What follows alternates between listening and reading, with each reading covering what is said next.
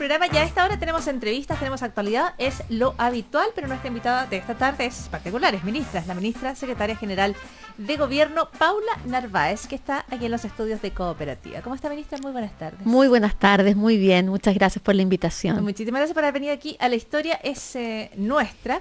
Queremos una conversación que pase por la actualidad, pero finalmente le vamos a preguntar por su historia a la ministra. Pero hay varios temas en la agenda, quizás uno de los más complejos y uno de los más álgidos por estos días tiene que ver con la situación en la Araucanía. La ministra está en la permanente vocería respecto a los temas puntuales en las conversaciones de la prensa. Por lo tanto, me gustaría que nos planteara una reflexión un poquitito más amplia respecto a lo que ella piensa que está ocurriendo allí. Te lo quiero plantear desde el punto de vista del debate en la opinión pública, ¿no? Lo que se ha escuchado estos días es, hay un grupo de personas que no quiere ver la dimensión de la violencia en la Araucanía. Hay otros grupos que dicen, siguen siendo hechos aislados, la mayor parte de las personas en la Araucanía quiere la paz. Y la sospecha está en que ambos grupos responden desde algún interés previo o desde alguna postura ideológica previa. Uh-huh. ¿Cuál es la mirada sobre la Araucanía que usted plantea como ministra? Bueno, en realidad es lo que plantea el gobierno, en el sentido de que lo que ocurre en la Araucanía es producto de una situación donde se entrecruzan realidades muy diversas y muy complejas. Y cuando uno dice esto, a veces se piensa que es que uno no quiere decir nada, al decir complejo no decir nada, pero es decirlo todo también. Porque hay un intercruce de situaciones de carácter histórico, de carácter económico, de carácter cultural. Hay que hacerse cargo de una realidad regional dura en materia de pobreza, por ejemplo, donde hay una deuda histórica con los pueblos originarios y se ve representada de una manera mucho más elocuente y clara en ese territorio, donde efectivamente ocurren en ciertos aspectos, en ciertos lugares de esa región, algunos hechos de violencia que tienen un carácter especial. Y por eso, justamente porque entendemos que es una realidad multivariada y con muchos problemas, es que el gobierno ha iniciado, yo digo varias, iniciativas de diálogo y de búsqueda de soluciones, y por eso la presidenta recibirá en los próximos días un informe de una mesa de diálogo, ¿no es cierto?, donde han confluido distintos actores entregando no solo diagnósticos, sino que también propuestas. Ministra, una pequeña interrupción allí. El cuadro que usted describe es el que uno puede haber observado en la Araucanía durante fácilmente la última década.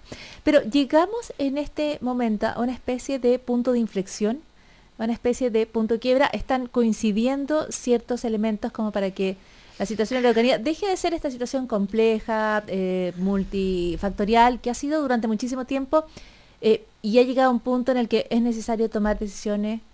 Yo no sé si estamos en un punto especialmente distinto a lo que ha ocurrido. Digo esto porque se generan en ciertos momentos como algunos pics de información que mostraran como que la situación está siendo mucho más aguda y más álgida hoy día. Pero en realidad, si uno mira cifras objetivas de la Araucanía, tanto la multigremial como las cifras del Ministerio del Interior, muestra que los actos de delincuencia han incluso disminuido en ese territorio. Entonces, sumando en delincuencia, por ejemplo, los delitos de mayor connotación. Ya, incendios de camiones. Claro, y la multigremial, que es la que mide generalmente, que no necesariamente es un gremio que tenga directa relación con el gobierno, ¿no es cierto? Que es un gremio, por supuesto, independiente, y ha dado sus cifras, muestra que estas cifras han disminuido y el pic no estuvo en el año 2016, y por lo tanto creemos que hay soluciones o medidas que han ido en la línea correcta para enfrentar las cosas. Ahora, ¿qué pasa? Perdón, o sea, en 2016 hubo menos incidentes de violencia en la Araucanía. Claro, exacto, y eso también lo ha dicho el Ministerio del Interior. Pero eso, que incluso salió publicado en uno de los diarios de circulación nacional hace unas semanas atrás. Pero ¿por qué yo digo eso? Pero también lo quiero ponderar, porque por eso siempre digo, vamos a los datos objetivos. Pero también nos tenemos que hacer cargo de que si en 10 días ocurren actos incendiarios seguidos, obviamente el tema adquiere una realidad distinta y vuelve a asomar a la superficie con más fuerza. Ya, entonces no quiero que quede la sensación de que nosotros queremos tapar, ¿no es cierto?, la preocupación por esto que está ocurriendo ahora con el tema de las cifras. Pero estoy poniendo las dos cosas sobre la mesa. O sea, podríamos decir, las cifras de incidentes de violencia no son las más altas del periodo de las del 2016. Exacto. Sin embargo, durante los últimos días han coincidido una serie de eventos que son preocupantes. En uno de esos eventos está la muerte de un trabajador, ¿no? En Cañete. En Cañete. Vamos a Cañete. Y ahí el gobierno ha enfrentado bastante crítica respecto a la gravedad que le asigna al hecho de esa muerte y si invoca la ley antiterrorista o no. Para algunos sectores, invocar la ley antiterrorista es la única manera de demostrar preocupación por un hecho. Ya. ¿Cuál es Pero primero, tajantemente digo, el hecho es extremadamente grave. Y lo condenamos con toda la fuerza como gobierno. La muerte del señor Retamal nos parece de una extrema gravedad y nos preocupa como nos preocupa la muerte de cualquier compatriota en cualquier circunstancia, pero sobre todo en una circunstancia de carácter violento. No hay dos definiciones al respecto. Esa es la definición del gobierno. Ahora, respecto de la calificación del tipo de delito asociado a la muerte del señor trabajador Retamal, es algo que compete a la Fiscalía. Y el mismo fiscal nacional ha explicado hace 2 días atrás, desde el punto de vista técnico, por qué las investigaciones hoy día no han arrojado las conclusiones como para decir o señalar que este es un delito de carácter terrorista. Es una calificación que le compete a la Fiscalía. El gobierno se querella y se querella en función del delito calificado por la Fiscalía. Y no tenemos ningún problema como gobierno de querellarnos en el caso de un acto terrorista haciendo y asumiendo un hecho de esas características. No tenemos y no hemos tenido ningún problema. Lo hemos hecho en 19 oportunidades en este gobierno. Ya, pero en este caso... Pero en este caso la Fiscalía ha señalado que con lo que ha investigado hasta ahora no se permite, por lo que se ha recabado, ¿no es cierto?, considerar que este es un hecho de carácter terrorista. No quiero compararlo, pero de manera más o menos paralela en el tiempo ocurrió el atentado que recibe en su casa, en su domicilio, el presidente del directorio de Codelco, Óscar Landerreche. Y algunas personas, quizás desde una mirada muy superficial, dicen, ¿por qué inmediatamente se habla de terrorismo en el caso de Landerreche? No fue inmediatamente tampoco. Ya. Pasaron unas horas y el fiscal Guzmán, fue el que calificó el hecho. Entonces estamos actuando exactamente de la misma manera y esto es importante hacer pedagogía con las personas. No es el gobierno el que calificó el hecho. Ambos hechos son gravísimos. Ambos hechos son absolutamente repudiables y condenables y no los queremos para Chile. El gobierno rechaza toda forma de violencia, pero es la Fiscalía la que califica el delito. Entonces, y en el caso del presidente del directorio de Codelco, fue el fiscal el que no lo hizo de manera inmediata. Se desarrollaron una serie de diligencias, hubo investigación y luego se determinó que esto era se podía calificar este delito como terrorista. En el caso de Cañete se hicieron investigaciones y es muy importante ahí tener el detalle más técnico de la Fiscalía de por qué una cosa puede ser catalogada de terrorismo y otra no. Y son elementos de carácter técnico. Ya, o sea, estamos en esa discusión, por lo tanto, parece que confundiendo el plano político con el plano judicial, y son cuestiones distintas. Pero en el plano político, permítame señalar que en ambos casos, el plano político lo que determina o dice desde el punto de vista a la opinión pública es que nos parecen de extrema gravedad y rechazamos la violencia en ambos casos. Vamos al caso de Landerreche, ¿no?, que es un atentado que todavía está en investigación exactamente respecto a qué ocurrió, pero hay una declaración del presidente del directorio que llama la atención cuando él vincula este atentado con aquello que se está haciendo al interior de Codelco. Y lo que inmediatamente instala en la opinión pública la razonable duda respecto a qué es aquello que se está haciendo en Codelco que enojaría o serviría para que algunos sectores radicales justificaran acciones que son, por lo pronto, deleznables e injustificables. Pero, ¿a qué se refiere? Mire, yo creo que aquí lo prudente de hacer y lo responsable de hacer es no aventurar hipótesis, porque todo esto es materia de una investigación y, por lo tanto, señalar cualquier cosa al respecto es en el plano de la hipótesis y puede afectar la investigación. Entonces yo creo que aquello que está siendo visto y revisado por la sede que corresponde, que en este caso es la Fiscalía, debe quedar ahí. Ellos son los que deben pronunciarse en el momento que corresponda. Por supuesto, la persona afectada, que en este caso es el presidente del directorio de Codelco, que tiene información, probablemente en esa declaración ha querido dar algún tipo de aviso, señalar algo que a él le parece relevante, pero no creo que nosotros como gobierno debamos pronunciarnos sobre esos dichos, esos juicios o cualquier otro mientras esto está investigándose. Entonces vamos a la investigación. En la investigación tenemos a las policías trabajando, tenemos a carabineros trabajando y tenemos la declaración del director de la PDI, donde de alguna manera deja entrever que una cuestión que quienes cubren policiales saben, los reporteros de la Crónica Roja saben, y es que a veces hay cierta competencia entre las policías. Y en este caso también, ¿no? Que se alteraron el sitio del suceso, no, que se llegaron con el laboratorio, no llegaron con el laboratorio. ¿El gobierno está contento de la forma en que se está coordinando esa investigación? ¿O se ha comunicado con algunas de las policías respecto a de qué manera se va a llevar a cabo estas indagatorias? El gobierno respeta absolutamente la autonomía de las instituciones para hacer su investigación, y esa es una investigación que coordina la Fiscalía. Ese es el ente coordinador de las policías en este caso. Y por lo tanto es ahí donde corresponde que se canalicen las dificultades, vicisitudes que puedan ocurrir. Por supuesto, el gobierno está interesado y muy alerta y muy atento de cómo se van desarrollando las investigaciones, y es el Ministerio del Interior, el organismo del Ejecutivo, que se relaciona directamente con las fiscalías y con las policías para ir conociendo, dentro de las facultades de cada uno, por supuesto, y con el respeto debido a las autonomías, sobre el hecho mismo de la investigación. Ya, la ministra intenta respuestas muy mesuradas para un tema en el cual todo el mundo ha salido con algunas declaraciones un poquito destempladas, ¿o no? Es que es importante, cuando un hecho de esta gravedad está ocurriendo, justamente mantener la mesura y dejar que las instituciones hagan su trabajo como corresponde, y al mismo tiempo hacer un llamado a la ciudadanía, a la calma y a la tranquilidad, a ponderar las cosas, señalar que Chile es un país tranquilo, que Chile es un país seguro, a diferencia de otros países de la región de América Latina y del mundo. Yo sé que cuando una persona vive un hecho violento o vive o es víctima de un acto de la delincuencia, este tipo de declaraciones le puede sonar, distante de su vida, de su realidad, pero en el gran promedio, en el gran número, Chile es un país seguro, y así es visto por el resto del mundo también. Entonces tenemos que cuidar lo que tenemos.